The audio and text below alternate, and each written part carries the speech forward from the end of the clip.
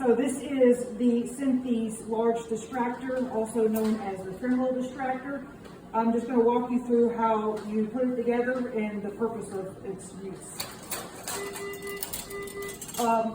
One thing to note is if you're not sure how to put it together, you forget, the directions are on the lid, so don't pass the lid off whenever you get this tray on your back table. If you're not sure which bar to use, you can always ask the doctor. Typically here at our hospital, we use the long one, and it is directional. There's a hole on one side and not the other, so just be aware of that whenever you are putting it together, that it does have a direction on it. You have two different sizes of these nuts. You'll start off with the big holes, and then you'll use these small holes a little bit later. So I'm just going to run this on here. And then the next piece on the left side here is going to be this guy, and it keys right in. And this is where it's important to have that hole lined up right about there. And you'll have one of these guys that you can just stick through here on the end. And they're always really hard to put in. Okay, all right. After that, next piece is going to be here. Put that guy together. And then this is where you're going to need one of these small hold nuts. Just thread it on, and you want it to be loose, about like this. You don't want it to be tight where you can't move it, because they're going to have to adjust it when they're putting it on the patient. Next is going to be, we have short bars and long bars. Because we're doing a tibia and a femur on this distractor, I'm going to use the long bars. So those just key in here. And then you'll use another small nut in the top here. Maybe. You can try them. All right. And I'm going to leave this one loose as well. You want to be able to move it.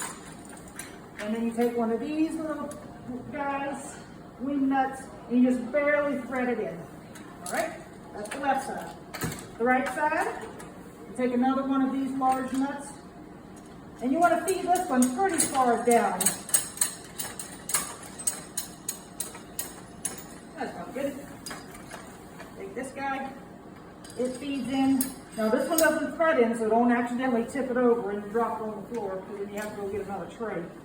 And then this guy just keeps this in from falling off. And so you can just put it on like that. That's totally fine. And then you'll take another long bar here. Put that on. Another one of these small nut hole guys. Again, you want it to be loose. And then one of your little butterfly nuts. And you're going to barely just screw that in. Maybe. There we go. Okay. So now that it's together, sometimes they use a triple drill sleeve and they pre-drill the hole before they put a shank pin in. Not always, but sometimes they do. This is your triple drill sleeve. And if they want to pre-drill the hole, you should have a 3/5 drill bit in the tray. So they would pre-drill with their drill, and then they would put a shank pin in. It's better to use longer shank pins, because if the patient's large and you use a short shank pin, it may not give you enough length. They go on this little quick connect here. If you don't have a quick connect, it's fine. You can just chuck it on your drill, but I would recommend putting it on a reamer head if you're going to chuck it.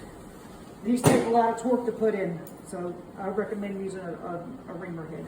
And you use one on either side. So since we're doing a tibial plateau today, one of these shank pins is going to go in the tibia, and one of these shank pins is going to go in the femur.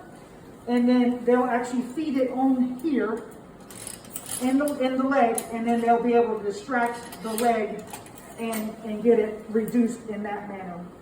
You should always have one of these little guys, and that'll help turn this so they can really get a good distraction. Sometimes the fractures are so bad that we actually use one on either side of the leg. So you'll have a distractor on the medial side and a distractor on the other side. Today we're just going to be using one. And that's basically how you put it together and how it's used.